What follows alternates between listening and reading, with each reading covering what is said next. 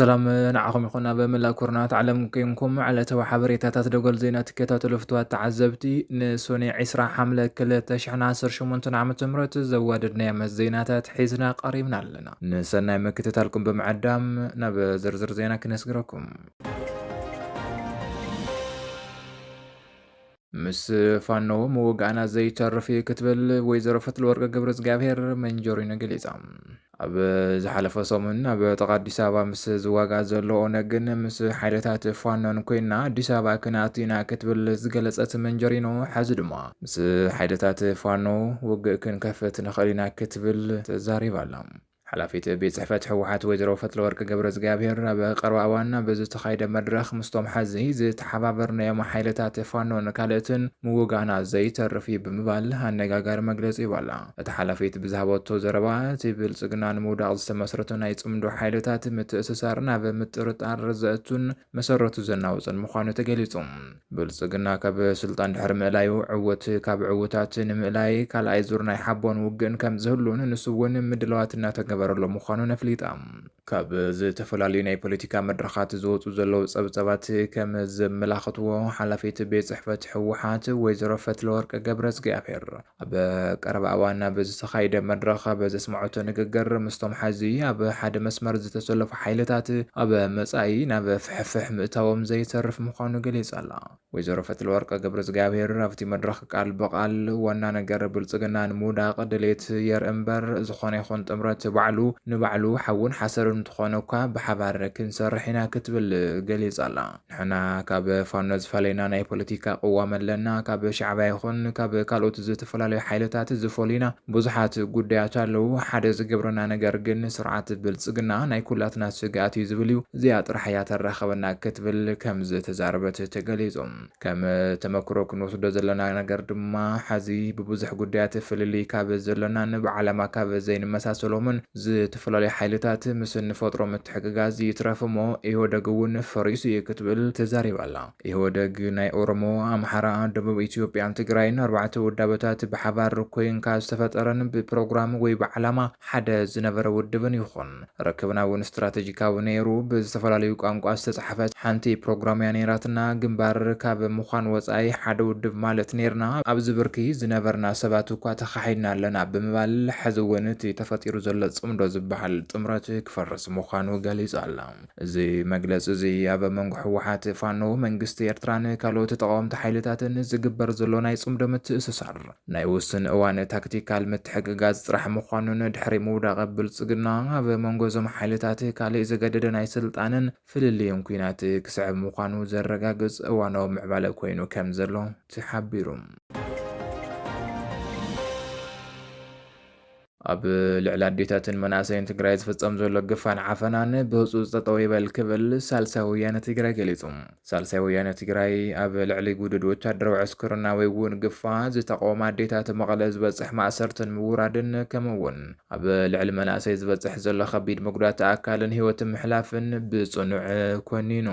ሰብ ሕወሓት ንኩሎም ሰላማዊ መማረፅታት ቃልሲ ብምዕፃውን ንግፍዕታት በድላትን ንቡር ገይሮም እናቆፀርዎ ይኸዱ ኣለዉ ብምባል ኣፍሊጡ።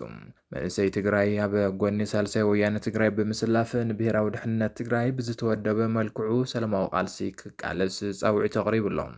ሳልሳይ ወያነ ትግራይ ሎሚ 20 ሓምለ 2018 ዓ.ም ካብ ከተማ መቐለ ኣብ ዘውፅእ መግለፂ ኣብ ትግራይ ሕጊ ኣራዊት ብምእዋጅ ኣብ ልዕሊ ኣዴታት ዝረኣይ ዘሎ የቕረት ዘይበሃል ናይ ሰብኣዊ መሰል ገሰት ኣብ ዝገደደ ብርኪ ምውፅሕ እዩ ኣፍሊጡ ዘሎ። ብፍላይ ኣብ ከተማ መቐለ ንጉድድ ወታደራዊ ዕስክርና ግፋእ ዝተቃወማ ኣዴታት ዝበፅሕ ማእሰርቲ ምውራድን ምንግልታዕን ሓደ ዘስካሕክሕ ናይ ዙይ ዓፈና ኣብነታዊ ማእኸል ምዃኑ ትውድብ ገሊጹ።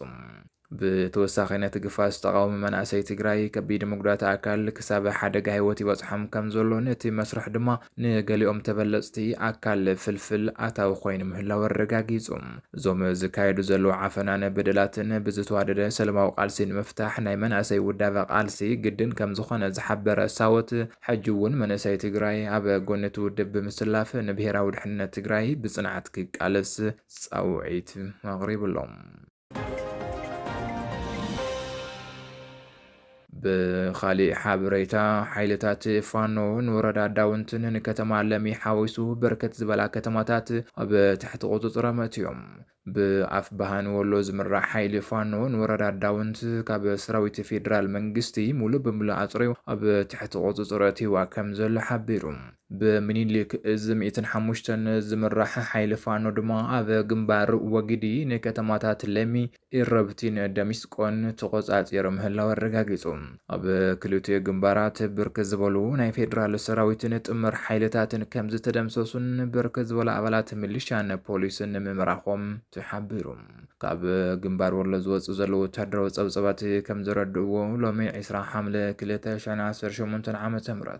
ንወረዳ ዳውንት ሙሉእ ብምሉእ ካብ ሰራዊት መንግስቲ ኣጽሪ ተቆጻጺሩ ኣሎ ኣብቲ ዝተኻየደ ወግ ናይቲ ፌደራል መንግስቲ ወታደራዊ መዋቕር ፈሪሱ ሰራዊት ተበታቲኑ ክሃድም እንከሎ ብርክት ዝበሉ ኣባላት ሚሊሻን ፖሊስን ተማሪኾም ከም ዘለው ሓይልታት ፋኖ ኣረጋጊጾም ብተወሳኺ ብምኒልክ እዝ ዝምራሕ ሓይሊ ፋኖ ኣብ ግንባር ወጊዲ ብዝገበረ ወታደራዊ ስርሒት ንከተማ ለሚ ኢረብቲን ደማስቆን ዝተባህላ ከተማታት ተቆጻጺሩ እዩ ካብ ንጉሆ ጀሚሩ ኣብ ዝተኻየደ ከቢድ ውግእ ብርክት ዝበሉ ኣባላት ጥምር ሓይሊ ፌደራል መንግስቲ ከም ዝተደምሰሱን ዓበይቲ ዝበሃሉ ምሽጋት እውን ዓበይቲ ዝበሃሉ ድፍዓት እውን ብሓይልታት ፋኖ ከም ዝተሰበሩን መረብ ሚድያ ካብቲ ክፍለ ጦር ኣረጋጊጸ የለኹ ብምባል ጸብጺብሎም ብኻሊእ ዜና ገዛኢ ውድብ ብልጽግና ብክልተ ተገሚዑ ከም ዘሎ ተገሊጹ ኣብ ጉዳይ ርእሰ ከተማ ኢትዮጵያ ዝኾነቱ ኣዲስ ኣበባ ኣባላት ገዛኢ ውድብ ብልጽግና ኣብ ክልተ ተኸፊሎም ከም ዘለው ተሓቢሩ ኣብቲ እናተኻየደ ዝርከብ ሃገራዊ ምክክር ኢትዮጵያ ብዛዕባ ሕጋዊ ኣቋም ከተማ ኣዲስ ኣበባ ኣብ ዝግበር ዘሎ ዘተ ኣባላት ገዛኢ ውድብ ብልጽግና ኣብ ዝተፈላለየ መርገጺ ደው ብምባል ንኽልተ ተኸፊሎም ኣለው ብመሰረተ ጸብጻብ ዋዜማ ገለ ተወከልቲ መንግስትን ውድብ ብልጽግናን ኣዲስ ኣበባ ኣካል ፌደራል ትኹን ዝብል ኣማራጺ ክድግፍን ከለው ካልኦት ተወከልቲ ክልል ኦሮምያን ኣባላት እቲ ፓርቲን ድማ ኣካል ክልል ኦሮምያ ትኹን ዝብል ሓሳብ ኣትሪሮም ደጊፎም ከም ዘለዎ ተሓቢሩ እቲ ሃገራዊ ኮሚሽን ምክክር ኣብ ንኡሳን ጉጅለታት ዘካይዶ ዝነበረ ዘተዛዚሙ ሕዚ ናብ ስትራቴጂካዊ ጉጅለታት ይሰጋገር ኣሎ ንከተማ ኣዲስ ኣበባ ካብ ዝቐርቡ 4 መራፅታት እቶም ኣካል ፌደራል ትኹን ከምኡውን ኣካል ኦሮምያ ትኹን ዝብሉ ክልተ ሓሳባት ሚዛን ደፊኦም ናብ ቀጻሊ መድረኽ ሓሊፎም ኣለው ብተወሳኺ ኣብ ጉዳይ ከተማ ድሬዳዋ ዝተገበረ ዘተ እታ ከተማ ኣካል ፌደራል ትኹን ዝብል ኣመራጺ ሚዛን ደፊኡ ከም ዘሎ ተገሊጹ እዚ ከምዚ ኢሉ እንከሎ እቲ ኮሚሽን ክሳብ ሕዚ ወከልቲ ክልላት ዝኾኑ ኣባላት ጉባኤ ዝመርጹሉ ትኽክለኛ ዓለት ብዕሊ ከም ዘየፍለጠ ተገሊጹ ንጉጅለ ዕጡቕ ብምውዳብ ዝተኸሰሱ ነበርቲ ሓለፍቲ ጸጥታ ክልል ሲዳማ ጽኑዕ ማእሰርቲ ተፈሪድዎም ላዕለዋይ ቤት ፍርዲ ከተማ ሓዋሳ ንነበር ሓላፊ ቢሮ ሰላምን ጸጥታን ክልል ሲዳማን ንነበር ፖሊሲ ኮሚሽነር እቲ ክልልን ብጽኑዕ ማእሰርትን ገንዘብን ክቕጽዑ ውሳነ ሓሊፉ ነበር ሓላፊ ቢሮ ሰላምን ጸጥታን ክልል ሲዳማ ኣይተ ኣለማየሁ ጢሞቴዎስ ብ10 ዓመትን 5 ወርሕን ጽኑዕ ማእሰርቲ ከምኡውን ብ4,000 ብር ገንዘብ ክቕጽዑ ተፈሪድዎም ነበር ፖሊሲ ኮሚሽነር እቲ ክልል ሽመልስ ቶማስ ድማ ብ1 ዓመትን 6 ወርሕን ጽኑዕ ማእሰርቲ ከምኡውን ብ1,000 ብር ገንዘብ ክቐጽዑ ብይኑ ተመሓላሊፉ ላዕለዋይ ቤት ፍርዲ ከተማ ሓዋሳ ኣብ ዘውዓሎ መገባእያ ብቢሮ ፍትሒ ክልል ሲዳማ ተኸሲሶም ኣብ ልዕሊ ነበር መራሕቲ ጸጥታ እቲ ክልል ዝተመስረተ ክሲ መሰረት ብምግባር ዘቐረቡ ናይ ሰነድን ጽሑፍን መረዳእታታት ብምዝዛም ናይ ጥፋኣተኝነት ብይንን ፍርድን ሓሊፉሎ ብመሰረት እቲ ቤት ፍርዲ ዘሕለፈ ብይን እቶም ተኸሰስቲ ዝተዋሃቦም ናይ መንግስቲ ስልጣን ብዘይ ኣግባብ ብምጥቃም ሰራዊት ሓርነት ሲዳማ ዝተሰየመ ዕጡቕ ጉጅለ ብምውዳብን ብርክት ዝበሉ ሰብኣዊ መሰላት ብምጥሓስን ጥፋኣተኛታት ኮይኖም ተረኺቦም እዮም በዚ መሰረት ቤት ፍርዲ ኣብ ዝሃቦ ናይ ቅፅዓት ውሳነ ቀዳማይ ተኸሳሲ ነበር ሓላፊ ቢሮ ሰላምን ጸጥታን ክልል ሲዳማ ኣይተ ኣለማየሁ ጢሞቴዎስ ብ10 ዓመትን 5 ወርሕን ጽኑዕ ማእሰርቲ ከምኡውን ብ4,000 ብር ገንዘብ ክቕጽዑ ተወሲኑሎም ካልኣይ ተኸሳሲ ፖሊሲ ኮሚሽነር እቲ ክልል ሽመልስ ቶማስ ድማ ብ1 ዓመትን 6 ወርሕን ጽኑዕ ማእሰርቲ ከምኡውን ብ1,000 ብር መቕጽዒ ገንዘብ ክቕጽዑ ብይን ተመሓላሊፉ ከም ዘሎ ተገሊጹ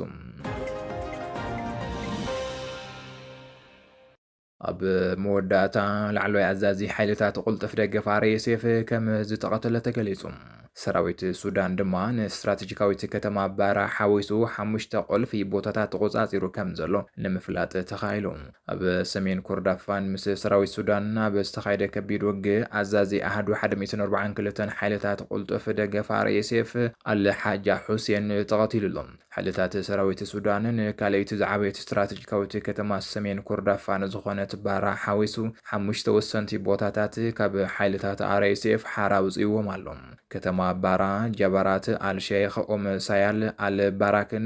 ቁርፋን ብሰራዊት ሱዳን ተታሒዘን ከም ዘለዋ ንምፍላጥ ተኻኢሉ። ካብ ወግዓውያን መራኸቢ ብዙሃን ሱዳን ዝወፁ ዘለዉ እዋናውን መረዳእታታት ከም ዘረድእዎ ሓደ ካብቶም ኣብቲ ዞባ ኣዝዮም ጸለውትን ሓያላትን ዝበሃሉ ኣዘዝቲ ሓይልታት ቁልጥፍ ደገፍ RSF ዝኾነ አልሓጅ ሁሴን ተቐቲሉ ከም ዘሎ ተገሊጹ። እቲ ኣዛዚ ኣብ ሰሜን ኮርዶፋን ከባቢ ራህዳ አልነባ ንዝርከብ ወታደራዊ ኣሃዱ 142 RSF ዝመርሕ ዝነበረ ኮይኑ ምስ ሰራዊት ሱዳን ኣብ ዝተኻየደ ከቢድ ውግእ እዩ ተቐቲሎም። አልሓጂ ሁሴን ኣብቲ ዞባ ዓብዪ ስልጣንን ተቐባልነትን ዝነበሮ ቀድሚ ሕዚ እውን ብመራሒ RSF ጀነራል መሐመድ ሓምዳን ዳጋሎ ሒሚቲ ልዑል ናዳ ዝተዋሃቦ ወታደራዊ ኣዛዚ ምንባሩ ተገሊጹ። ምስ መቕታልቲ ላዕለዋይ ኣዛዚ ተኣሳሲሩ ሰራዊት ሱዳንን መሻርክቱን ኣብ ሰሜን ኮርዳፋን ዝኣወጆም መጠነ ሰፊሕ ናይ ምእላይ ሰራሒት ዓብዪ ዓወት ኣመዝጊቡ ከም ዘሎም ተገሊጹ። ዝኸበርኩም ተኸታተልቲ ደጎል ዜና ነዚ ሰዓት ዝዋድናዮ መጸብጻባት ኣብዚ ዛዚምና ኣለና። ንምክትታልኩም ነመስግን። ሰላም